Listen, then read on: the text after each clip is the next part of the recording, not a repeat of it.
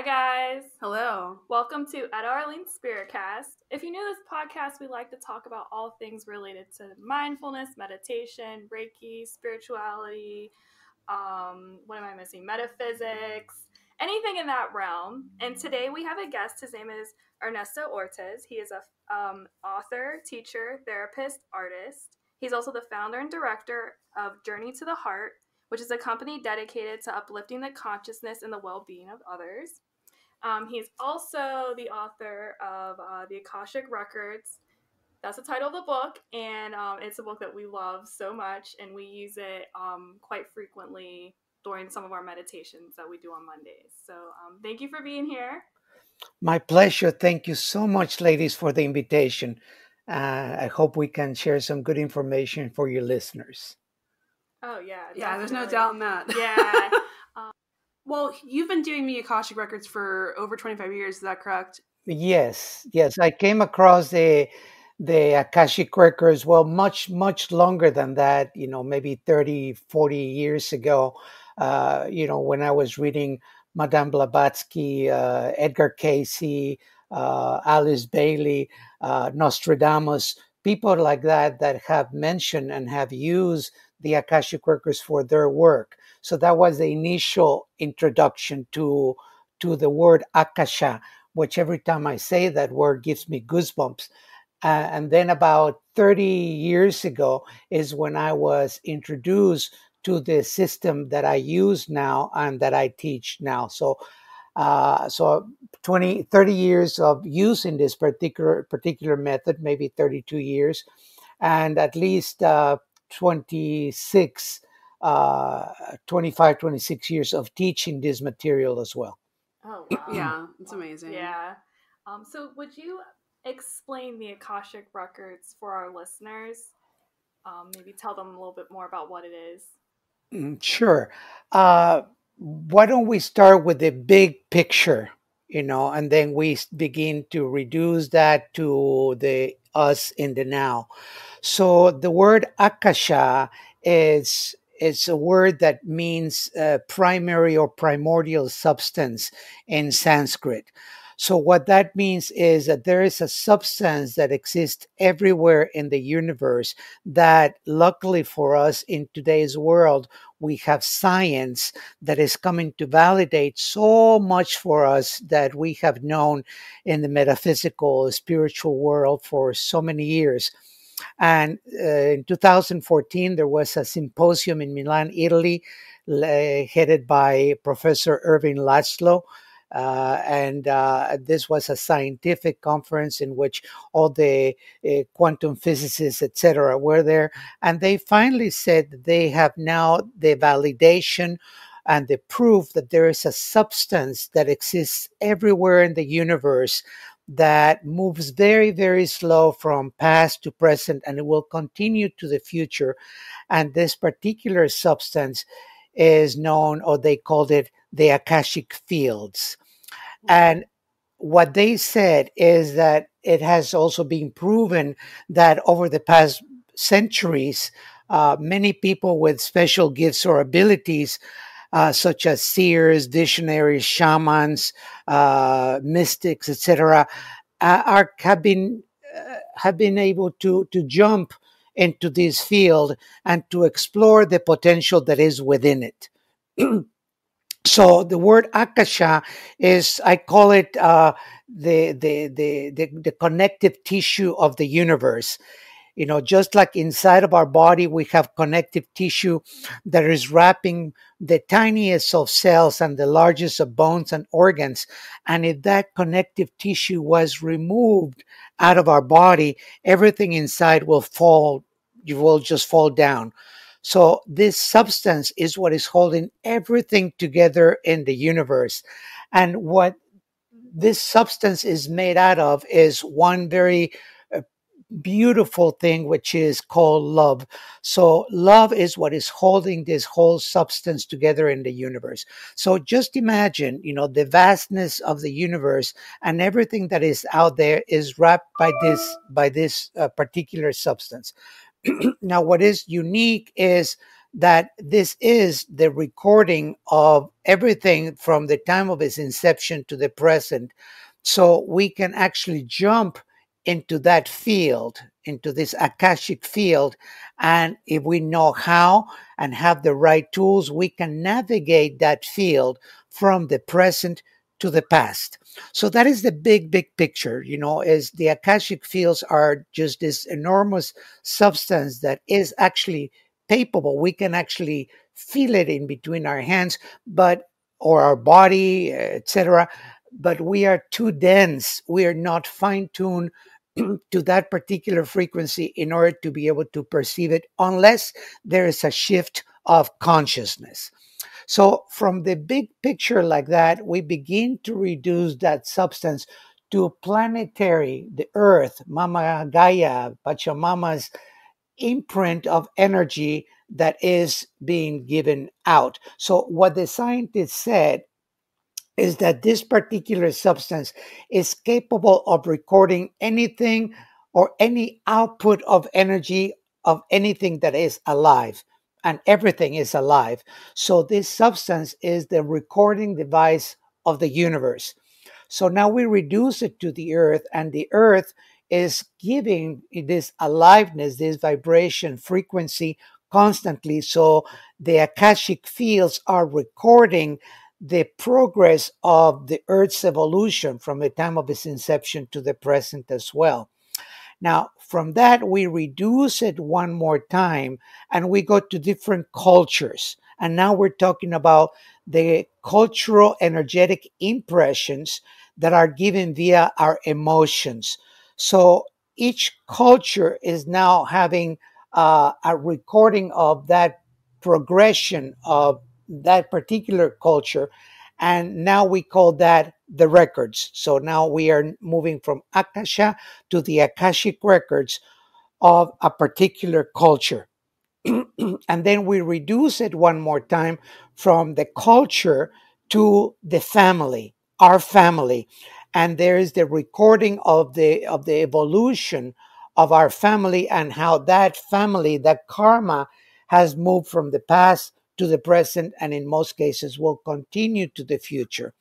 And then we reduce it one more time from family karma or family Akashic records to our own individual Akashic records. So our own Akashic records are the progression of our soul's evolution from the time of the inception of the soul to this present moment. The beauty of the Akashic records is that every output of energy that we have ever given life is being recorded. And with the right tool, with the right know-how, we can actually jump into the Akashic fields and explore our own Akashic records. So what that means is, and to me, there is no better system that we can use in order to look at karmic conditions that we have created in this life or previous lives. And if there is negative karma that has created an imprint between us and another individual or group of individuals, that by jumping into the Akashic fields, we can travel back in time from the present moment to the moment of the inception of that condition, maybe that fight or that argument or that killing or that war or whatever we were involved in this life or previous life, and then make the energetic corrections. So what that means is that if an action was taken 30 or 50 years ago, if someone was a bully and they went to school and they beat up another child to take that sandwich away, that is a moment in which karma is created. So we left an energy imprint motivated by whatever it was within ourselves at that particular moment, that greed, that jealousy because he had a better sandwich or whatever it was. And also the energetic imprint that we put into that other child and how that child felt after this exchange a number of exchanges. Maybe he felt worthless, maybe he felt insignificant, definitely he felt angry, anything like that. So that is something that happened 30, 40, 50 years ago that is still connecting us with that individual from the actions that we took at that particular moment. So by jumping into the Akashic fields and navigating from the present to the past, we can have a dialogue with ourselves and then tell ourselves we were ignorant, didn't know what we were doing, I was angry at that time, whatever it is. So I am going to forgive myself for those actions. And now it's time to talk with this other individual, that other child, and review the energetic imprint that our actions left behind, and then ask for forgiveness. Now, the action, the fact that we beat up that child, we kicked him or whatever, that action can never be erased. But the energetic imprint, which is the emotion left behind by my actions, that can be erased by using the Akashic records. So to me, there is truly no better way of cleaning and looking at negative karma or positive karma to reinforce it if that is the case, but mostly to be able to erase any negative karma that we have created. Oh Wow. Yeah, That's amazing. it's very healing. Yeah. Oh man. And have we seen a lot of cultures throughout history access the Akashic records? Has Well, it had like different names? yes, there's multiple names. If you review any sacred scripture from any religion, any culture from around the world, there is always the mention of the word Akasha, or the book of life. Most people in the Western world are familiar with the Bible, and the Bible talks about the book of life. Well, what is the book of life? Is the recording of our soul's evolution from the moments of its inception to the present moment. So all of the cultures from around the world have used a similar word like Akash or Akasha, or other words that indicate that particular culture or religion has the knowledge of the Akashic records or the Akashic fields. Oh wow. Yeah. Wow, that's so cool. Oh man. So anybody can do it, right? Or are there some people who are just it's easier for them to access it? Uh, I would say, number one, everyone can do it.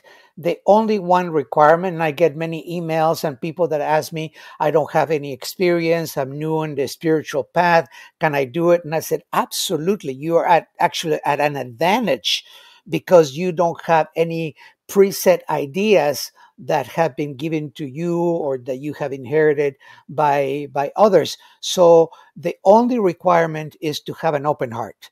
So if you have an open heart and you come with that open heart to study the material, you can learn and you can access the Akashic records. The number one impediment or obstacle is lack of trust. Is when people start questioning, well, am I worthy? Is this really coming from the records? Is this coming from my mind? And the second one will be any other technique that people have learned. Maybe someone has psychic abilities, and those psychic abilities, if they bring them into the Akashic records when they begin to learn the material, what that is going to do is create a pattern of interference. So people that have those abilities is a wonderful thing. However, I tell people when they come to my classes, leave outside the door, live in your dormitory, in your room at home, all other abilities, all other knowledge that you have of anything, and enter into this study with an open mind, like the beginner's mind and not the expert mind. If you have expertise in something and you bring it to the process of learning the Akashic records, that expertise is going to create a pattern of interference, because possibly you will say, oh, well, I have heard that, I have done that before, and you Don't give yourself the opportunity. You're blocking yourself in that way. But if you come in with a beginner's mind, the beginner's mind is open, is receptive, is excited to learn something new. And once you learn the purity of the teaching and how to access the Akashic records, then you can bring in any other modality that you have learned in the past, but not only a spiritual or metaphysical modality. You can bring anything into your life. If you're an architect, a dentist, a teacher, a housewife, a gardener, anything at all, when you bring that knowledge that you have and you put it under, or actually on top of the Akashic records, and you make the Akashic records or Akasha to be the platform, the foundation that is going to give you an ability to go way above and beyond what you have already learned or done, even if you have reached a point of expertise. Because the moment we enter the Akashic fields, we are actually shifting our consciousness. We're fine-tuning our consciousness to be able to perceive greater amount of information, greater amount of material that is in a new level of frequency or vibration. So just imagine that right now, every one of us is vibrating at a certain frequency, which we are. And let's just call, for an example, that frequency to be 220 hertz or watts, whatever you want to call it. The moment you access or you open the Akashic records, by fine-tuning your energy, you're going to go above those 220 watts to maybe 500 watts. So from 220 to 500, you have another field of exploration that you have never explored before. But if your own abilities, indicate that you can go from 220 watts to 1,000 watts, or you make a gradual increase of your own frequency vibration to go from whatever you are right now to 1,000 watts, then from 220 to 1,000, you have this vast field of exploration that will give you far more knowledge from anything, including something that you have already done before. And if you continue in this way, then we are actually working with neuroscience, in terms of understanding that when we begin to learn something new like this, then new neurons, bundles of neurons are created in our brain. And when those neurons begin to connect and awaken en masse, then not only the neurons that have been dormant or dead because of stress that we have experienced in our lives, it begins to awaken. The enlightened mind begins to awaken. And that enlightened mind now can go from 220 hertz to 1,000 hertz or 2,000 or 10,000 hertz to be able to explore and receive greater amount of information from what is stored in the Akashic fields that is in relation to whatever it is that we want to explore and do. Wow. Oh man. Wow. Yeah. That's like mind blowing. I need to use it more. Yeah. Is there a limit to how many times a person can access the Akashic records in a day? No, absolutely not. Okay. If you follow the method that I teach, you can enter the Akashic fields, 2, 3, 4, 5 times during the day or more, but the question is, what for? What is the use of that? The Akashic records are, to me, I cannot talk for anyone else, but to me, they're not a crutch. They are something that inspires me, that gives me validation, that gives me a greater vision to be able to heal, to be able to share with greater joy. But it's sacred. It's a sacred energy. And sacred energy to me is not something that I want to walk around with in my hands, 24 hours a day. I walk, and every step that I take in my life, I consider to be an energetic imprint of this beautiful Mother Earth. And when I take that step or that breath, it's a conscious step or a conscious breath, and that makes it sacred. But to walk around with sacred energy of the Akashic records open all day long is something that I do not advocate. Okay. Yeah, it's important. I'm glad I asked that question. Yeah, for sure. So if you're new to it, what would you suggest? Like, how long would they want to stay in it? Well, in my classes, what I always tell the students is gradually increase the amount of time that you spend in the Akashic Records. So you learn how to open the Akashic Records. You come to a class with me or one of the certified teachers that I have released, or you read my book. All the instructions are there, and then you begin to explore the field of Akasha. So you spend 15 or 20 minutes inside of the Akashic Fields and you move out. You close the Akashic Records and then you come back and you spend another 15 or 20 minutes, 20 minutes or 30 minutes, and then gradually increase the amount of time that you can spend in your Akashic Records. So let's talk about, let's say, someone that is in the healing world, that they're a healer, a facilitator, they do Reiki, they do Shen, they do anything like that, including someone that is a meditator that meditates more than 15 minutes a day, but a true meditator, you can open your Akashic Records and go and do whatever it is that you do and be greatly, or your inspiration will be enhanced by being inside of the Akashic Records. And gradually you can go from those 15 minutes to what is normal, which is an hour time of doing some type of healing work, massage, whatever it is. And then at the end, you close your Akashic Records. And then if you're going to have another client a half an hour later or something like that, you recenter yourself, you open your Akashic Records to get the inspiration from the masters as to how to best service or help the individual that you are working with. So this is just a gradual process of increasing the amount of time, so you can, when you receive the Akashic Records, and if you do a live class, you will also receive a physical attunement that imprints you or gives you it imprints within yourself the frequency of Akasha.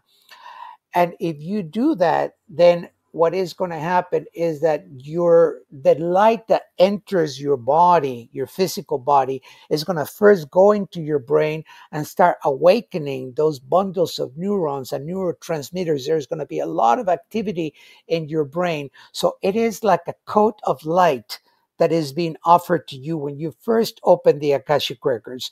And that coat of light is going to be 10 times bigger than you are. It's going to be huge. So gradually, the more you go in and out of the Akashic Records, the more you use the Akashic Records, your energy body is going to start accommodating and growing to fit this new coat of light. And it's going to get to a point, maybe 6 months later, maybe a year later, who knows, because each of us is different, in which that coat of light is going to fit you just perfect, tailor-made. And you will know when that is. When you when you arrive at that point, then normally I say, ask, for the next shot of light to be given. Maybe that first shot of light is going to give you the ability to go from those 220 watts to 1,000 watts. And may take you a year to get to that place. But once you get to 1,000, then you ask for the next shot to be given to you, and the next shot will be given to you that will give you the ability to go from 1,000 watts to maybe 2,000. So this is the gradual process of expanding our energy body and accommodating the frequency of Akasha within our brain and our body and every cell in our body as well. Okay. Yeah.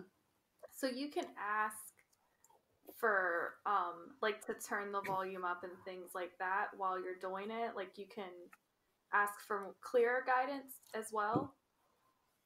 Yes, absolutely. I think that the question would be, how do we receive the Akashic Records? How do we get it? Okay. And the way we get it is a frequency that comes from above, from the Akashic Fields, and descends like a beam of light down into our 8th chakra. And it's a spirit that is speaking to us. That the spirit, the masters, the lords of Akasha are the ones that are providing this information to us. But they don't speak to us in English, or they don't speak to us in French or Korean or Japanese or Hindi. They speak to us in the language of spirit, which is light language, which is encoded in sacred geometry. So when that energy enters our eighth chakra and begins to descend into our seventh chakra, is when we begin via our senses to translate that light language, that sacred geometry, into a way that we can understand it. So if we are visual, we'll be able to see with clarity. If we're auditory, we'll be able to hear perfectly. If we're sensory, we'll be able to feel it. Very few people have the ability to perceive spirit with taste and smell. However, it's not impossible. So based on the way that you receive this information is perfect. And what the only thing that we want to do is to enhance, to increase the volume of your reception from wherever it is to the highest that it can be. And at the same time, to be able to have the totality of an experience within Akasha, regardless of whether you're in nature or at home, in the ocean or whatever, the totality of that experience can be given to you by asking for all of your senses to gradually to increase from wherever they are to a number 10. So little by little, in my case, I was very auditory and visual. So I could see from a very early age, but the other senses were not developed so much. And when I start using the Akashic Records, I simply ask. And little by little, the perception of spirit or the messages can start coming to me by smelling something or by tasting something or by feeling something that I was not able to feel before. So by now, all of my senses are at a number 10. So if we're going to create a scale from 0 to 10, maybe my smell and my taste were at a minus 3 or 4. My auditory and my visual were like between a 7 and an 8. My sensory was my number 3. And with the use of the Akashic Records, all of my senses have been enhanced. Now, the one thing is important is I don't want to be walking around in life, the metro station, the airplanes, the train stations, the supermarket, etc. I don't want to be walking around with a 10, meaning all of my senses wide open, because I would be constantly bombarded by the input of energy from the world into my life. So for me, I have created a way in which when I open my Akashic Records is as I begin to turn all the volume up from whatever it is to a number 10. So while I am in my Akashic Records energy, then I have the input fine-tuned by all of my senses. And when I close my Akashic Records, because now after an hour or 2 hours, I simply close my Akashic Records, the volume goes all the way down to whatever is manageable for me to live a comfortable life without being bombarded by the energy of the world. Okay. I was just about to ask you if everyone experiences it differently, because I notice in our sessions we have here, sometimes my friends will have full visual. My one friend, it's like he goes somewhere else. And Right. my other friend will he hears a lot. He gets a little bit, he sees like a book sometimes, he said. Mm-hmm. But a lot of it's more like audio. So I was going to ask you that. I'm glad you answered it. Um, Yeah. Yeah. No, we cannot compare ourselves to anyone else because, we just come in with the built in equipment that we have and we all have the same equipment. But, it's our own way of relating to the world that has given us the ability to be more auditory or more visual, etc. But we can enhance all of our senses by, using the Akashic Records and then have greater perception of the whole. okay. Oh, that's good to know that you can have the ability to improve it if you wanted to have like a more visual or audio Sure. experience. Oh man, I was going to ask you something else, but I just forgot it. So, how, maybe you could explain, you don't have, if it's too long, you don't have to go into full detail, but how would one enter the Akashic records? I use a sacred prayer. Okay, I am not a psychic. When I was 17 years old, I was taking a mediumship class, and my senses started getting very fine tuned and open.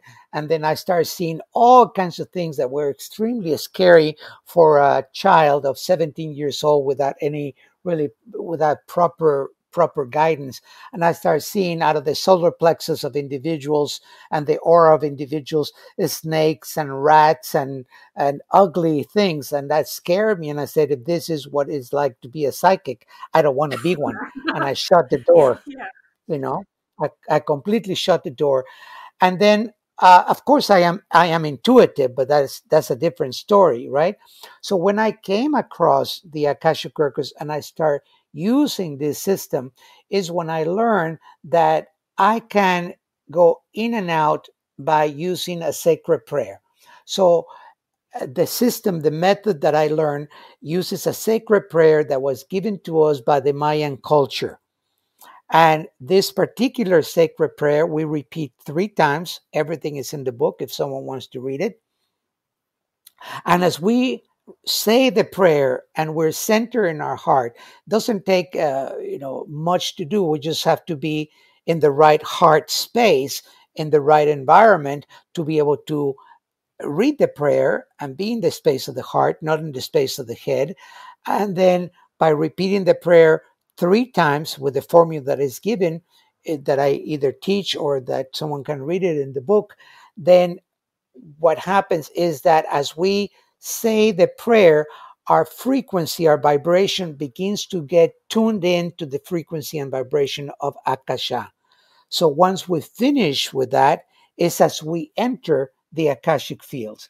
Now, our personal Akashic records are stored in what I call the Library of Congress of the Soul. Mhm. So just imagine, the Library of Congress in Washington, D.C., an amazing, huge library that has volumes and volumes and volumes and miles and miles and miles of shelf space with any information that you can possibly imagine. Now, in today's world, everything is measuring gigabytes and megabytes and all those bytes that I don't understand.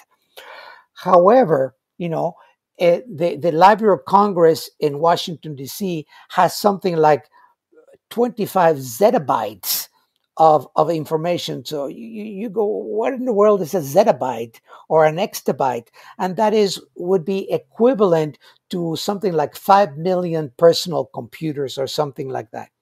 Okay, so that is in a physical Library of Congress. Now we can talk about Google, and Google exceeds the amount of information that is stored in the Google Cloud to, I don't know, maybe 30 or 50 zettabytes or exabytes of information. Well, that is a drop in the bucket compared to what is in the Akashic fields.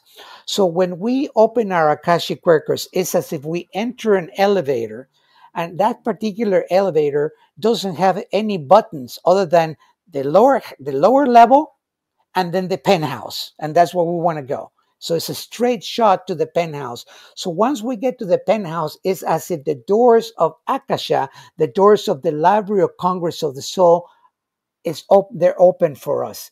Then we enter that Akashic field. And once we are in those fields, the question is, what do you want to do?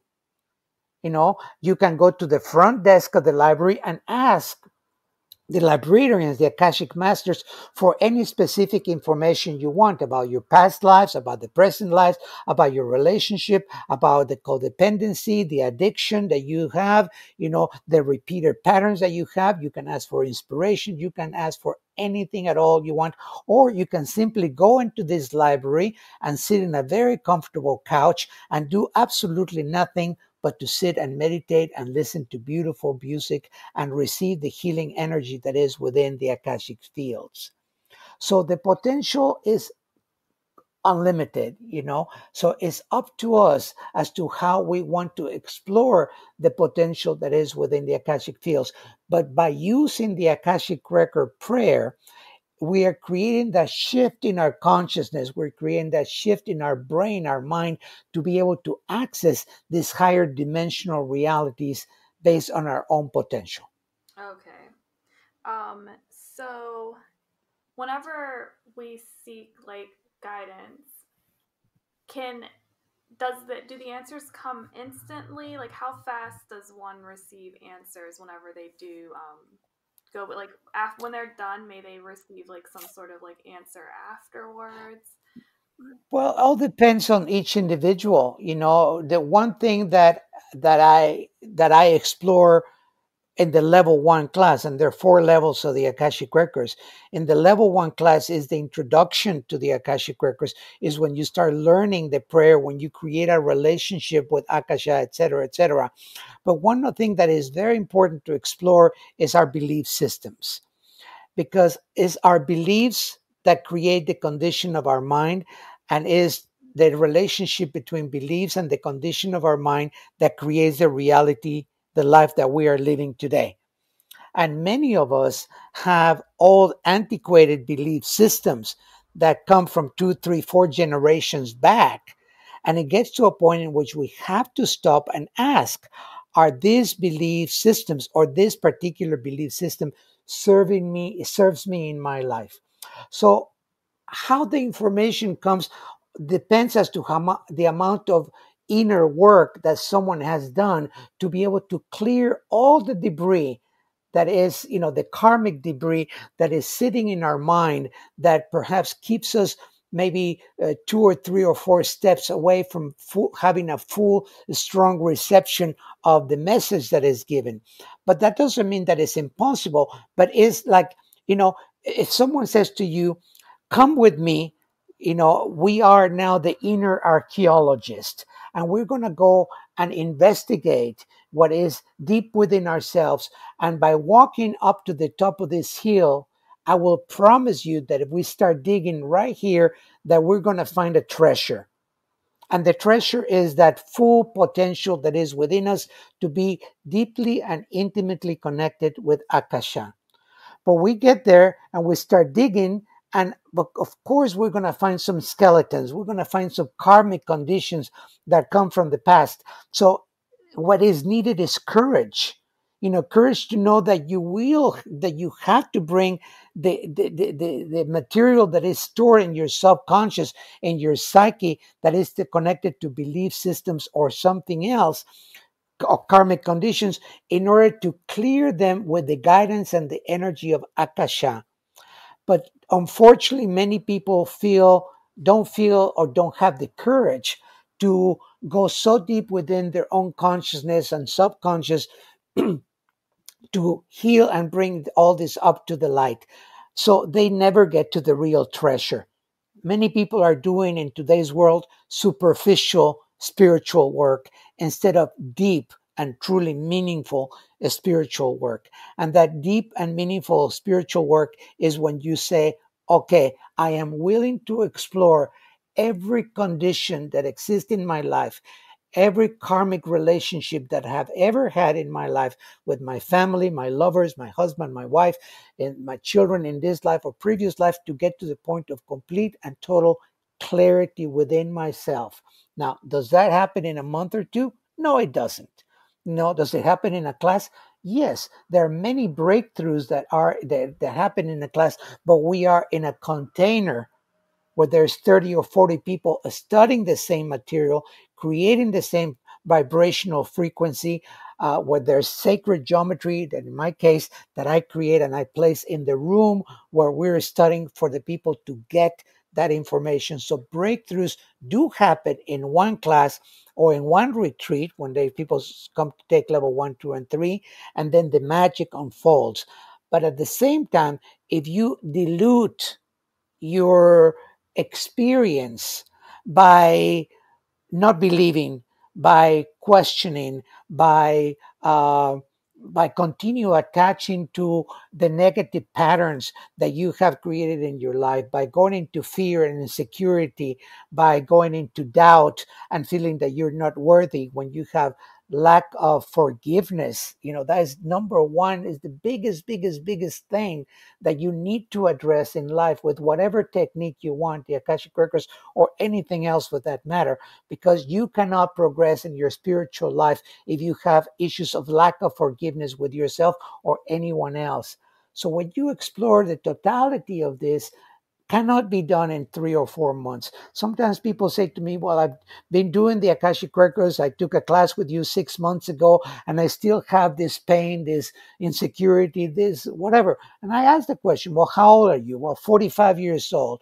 Well, you have created karma for 45 years, at least in this life, plus what is coming from a previous life, and you expect to clear all that karma in 6 months? Come on, let's be realistic about this. That's why it's called spiritual work. So what that means is that we have to work at it, but we have the tool that can make it so gentle, so easy, so beautiful, that even when something dark comes from what the hole that we're digging to get to the treasure, when that darkness comes up, we just simply see it with the joy of liberation, knowing that we are letting go of something that is holding a certain amount of space in our psyche, that is going to be filled with sacred energy, therefore giving you greater potential to experience and live life with more joy, with more abundance, with more compassion, with more kindness, and with more love. Oh man. Wow. So it sounds like the biggest thing is you have to just kind of like release expectation and just kind of like be okay with where you are while you're doing the work, instead of thinking like it has to be a certain way or you have to do, just kind of trusting maybe. Expectation will create what I call a pattern of interference. So when you have that expectation, you're putting out a vibration, a frequency from all of your chakras that is now encasing your auric field. So all the chakras are putting all this energy out of expectation, and then the information, the purity of information that should come from Akasha is now encountered by this expectation. And most of the times, big expectation to receive, to hear, to see, etc., will completely block or nullify the information that you are receiving.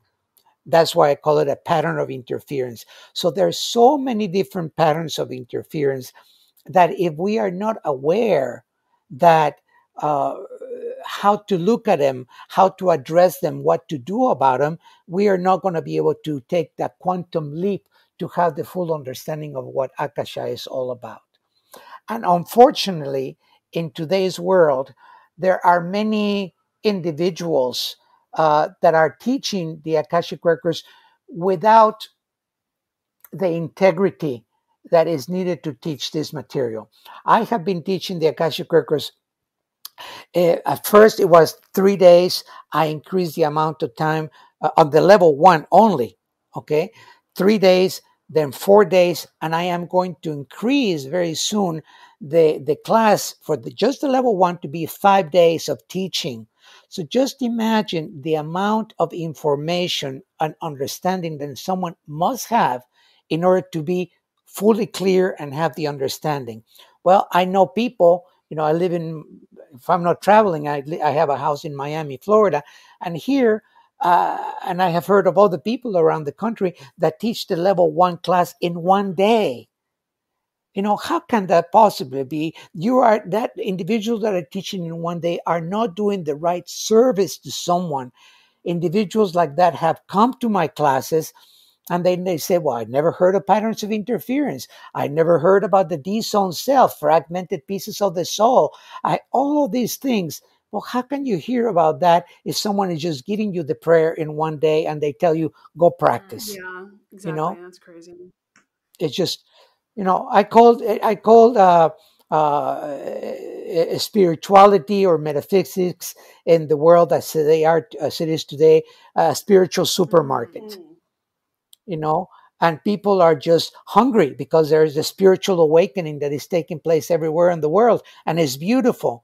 So as this spiritual awakening is happening, then there are the individuals, the consumers, that are going to go to this supermarket looking for the best technique, for the best method, the best way to meditate, the best way to access the Akashic records, the best way to do shamanism, whatever, all of that. And because the consumer is there has to be the providers. And the providers sometimes are individuals that are in full integrity, that have assimilated the material, that they live the material, they become that material. And now, because the life changes that they have experienced by using this material, whatever material that may be, shamanism or anything else for that matter, then that individual is in a point of turning around and sharing this material with others out of personal experience, life transforming material, and they are in a space of integrity. But unfortunately, in today's world, that is not the case. A lot of people see it as, I can just read this book, memorize it, and I can just repeat what it says right there, or take one class, and that is sufficient for me. So the ego is talking, and then the ego consumes the individual, and then they begin to teach a class without having that integrity that I am talking about. Oh, wow. That's funny. We were talking about that before with each other, that it seems like that's the case sometimes. It is the case many times. I have to unfortunately say this is not sometimes, is many times. Even, I mean, I have people, I don't have, there are people that are teaching the Akashic Records because just from my book. Oh, They never took a class. Really? There are people teaching the level 1 and the level 2 classes, and they took only one time a class with me. On that field, that they have the calling and they already know the material, and 3, 4, 5 months after they take the class, they begin to teach the material. So I contact them and I say, hey, what's going on? If you want to teach, enter the teacher training program with me, and then teach under the umbrella of Journey to the Heart, be in the space of integrity. But the answer is always the same. The answer is always, well, the masters told me to do this, so who are you to tell me not to? So I now I just let it go, and I just, know that karma is something that is there. But this type of material, or this type of way of behaving, exists in every branch of religion, so to speak. I personally follow Tibetan Buddhism as my personal path. And about 7, 8, maybe 9 years ago, a woman in France took the class level 1 and level 2 with me, and 3 months later, she was teaching level 1 and level 2. So I contacted her, and she told me, who are you to tell me not to teach, blah, blah. So I went to a retreat with one of my teachers. It was a 14-day silent retreat. And we had the opportunity to talk with a teacher, a Buddhist Rinpoche. And I went to him and I said, Your Holiness, this is what is happening, with this person, whatever. And he said to me, Ernesto, this is happening even in our world today. So someone takes an empowerment from us about maybe the Chen raising, the Buddha of compassion, or something like that. And then a few months later, because they take notes, they take a video, they record the information. A few months later, not being a Rinpoche or a qualified Buddhist teacher, they are passing that empowerment to others. So it is in every walk of life. Wow, that's scary. They get a taste of the information, and then they decide to take the fast track instead of doing it the correct way. And then they're calling themselves an expert. And then they're deeming themselves experts when they should follow these traditions and follow the actual teacher that they are getting the information from. It's like a lack of respect. Yeah, it's zero respect. It is. It's the ego talking, and what the ego in this particular case is looking for money. Oh yeah. If I can have a class with 15 or 20 people, I'm gonna make this kind of money. Well, that is far more that I make a week if I'm doing my regular work. So might as well do this one. But then they don't understand the karma that they are generating when they teach something without the blessing, with when they're teaching something like that, and also the karma from the innocent student that comes to teach with them. So it's a big deal. But anyway, we can move on. Yeah. Well, that's like, we want our podcast to be kind of like a resource, to like, there are these teachers out here, and we're always honored to have like people like you on the podcast who are very knowledgeable, and I don't know, just a good point of guidance. So Thank you.